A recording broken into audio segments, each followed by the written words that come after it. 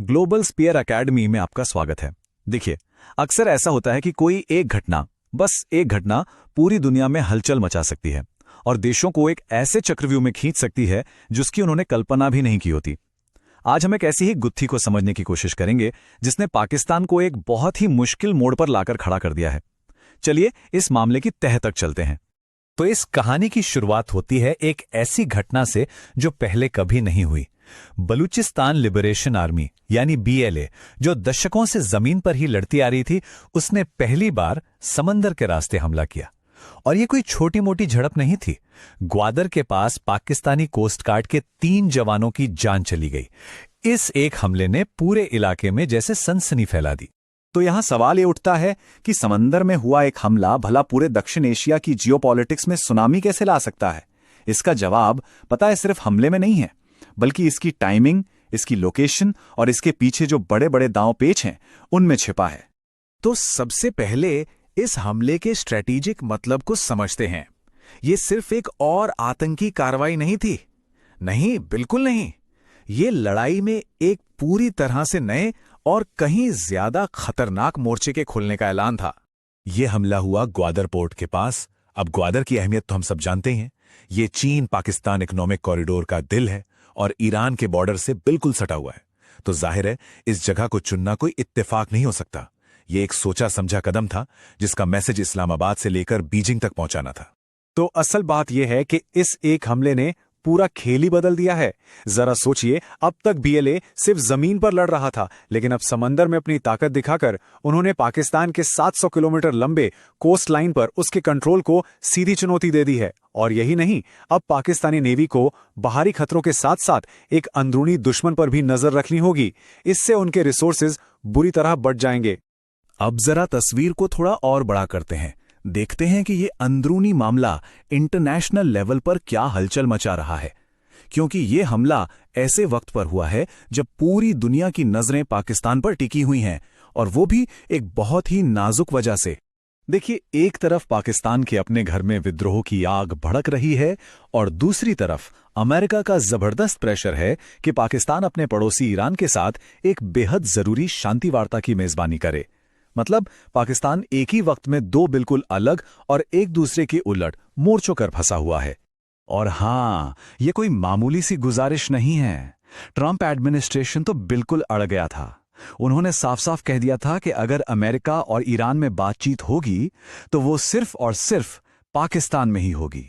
आप सोच सकते हैं यह पाकिस्तान पर कितना बड़ा जियोपॉलिटिकल प्रेशर है।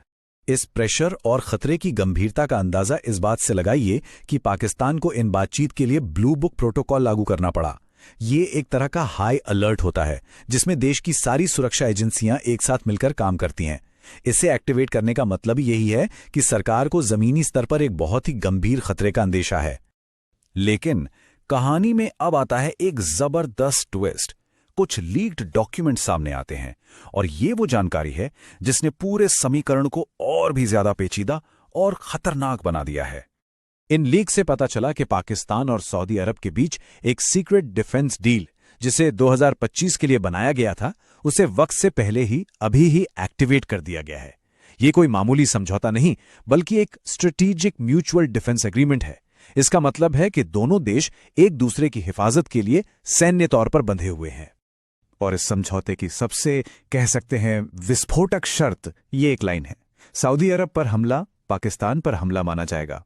इसी एक लाइन में पूरी सिचुएशन का सार छिपा है। मतलब अगर ईरान या कोई और सऊदी अरब पर हमला करता है तो पाकिस्तान को इसे खुद पर हमला मानकर फौजी जवाब देना ही होगा। और ये सिर्फ कागजी बातें नहीं हैं। इस डील के एक्टिवेट होते ही एक्शन भी शुरू हो गया है। पाकिस्तानी एयरफोर्स के फाइटर जेट्स और सैनिक सऊदी अरब के एक एयरबेस पर पहुंच भी चुके हैं। यह दिखाता है कि पाकिस्तान इस समय एक बहुत ही सीरियस मिलिट्री कमिटमेंट में फंस चुका है। तो चलिए अब सारे टुकड़ों को जोड़ते हैं और देखते हैं कि कैसे पाकिस्तान चारों तरफ से एक जबरदस्त जियोपॉलिटिकल शिकंजे में कसता जा रहा है। एक तरफ है ईरान, जिसके साथ शांति की बात करनी है। दूसरी तरफ सऊदी अरब और यूएई, जिनके साथ पुराने रिश्ते और कर्ज का बोझ है। ऊपर से अमेरिका का प्रेशर, और इन सब के बीच देश के अंदर बलूचिस्तान का बढ़ता विद्रोह। इस शिकंजे को और टाइट करने के लिए अब एक फाइनेंशियल गेम भी शुरू हो गया है। यूएई अचानक पाकिस्तान से अपने $3 बिलियन का लोन तुरंत वापस मांगता है। इससे पाकिस्तान की खस्ताहाल इकॉनमी पर भारी दबाव बनता है और ठीक उसी वक्त सऊदी अरब कहता है, चिंता मत करो, हम तुम्हें $3 बिलियन देंगे। ये classic good cop bad cop की चाल है जो पाकिस्तान को सऊदी अरब पर और ज्यादा निर्भर बना रही है। तो कुल मिलाकर पाकिस्तान इस वक्त चार तरफ से घिरा हुआ है। अंदर से बीएलए का विद्रोह, पश्चिम से ईरान के साथ शांति का दबाव, पूर्व में भारत के साथ टेंशन तो हमेशा रहती है, और दक्षिण में सऊदी अरब की रक्षा करने की सैन्य मजबूरी। ये एक बेहद मुश्किल बैलेंसिंग एक्ट है। और ये मामला सिर्फ पाकिस्तान तक ही सीमित नहीं है। अगर पाकिस्तान में अस्थिरता बढ़ती है तो इसका सीधा असर भारत, अफगानिस्तान और चीन समेत पूरे रीजन की सुरक्षा और इकोनॉमी पर पड़ेगा। और इसी वजह से पूरी दुनिया इस सिचुएशन को बहुत गौर से देख रही है। इन तमाम दबावों के बीच पाकिस्तान आज एक ऐसे चौराहे पे खड़ा है जहां से उसके भविष्य का रास्ता तय होगा। ये उसके लिए एक निर्णायक पल है। जो सोर्स मटेरियल है उसके शब्दों में कहें तो ये पाकिस्तान के लिए मेक और ब्रेक डेज हैं, यानी करो या मरो वाली स्थिति। अब जो भी फैसले लिए जाएंगे उनका असर आने वाले कई दशकों तक महसूस किया जाएगा। मोटे तौर पर देखें तो पाकिस्तान के सामने दो ही रास्ते बचे हैं। पहला, अगर वो अमेरिका ईरान की बातचीत सफल करा लेता है तो वो एक बड़े रीजनल पीस मेकर के तौर पर उभर सकता है।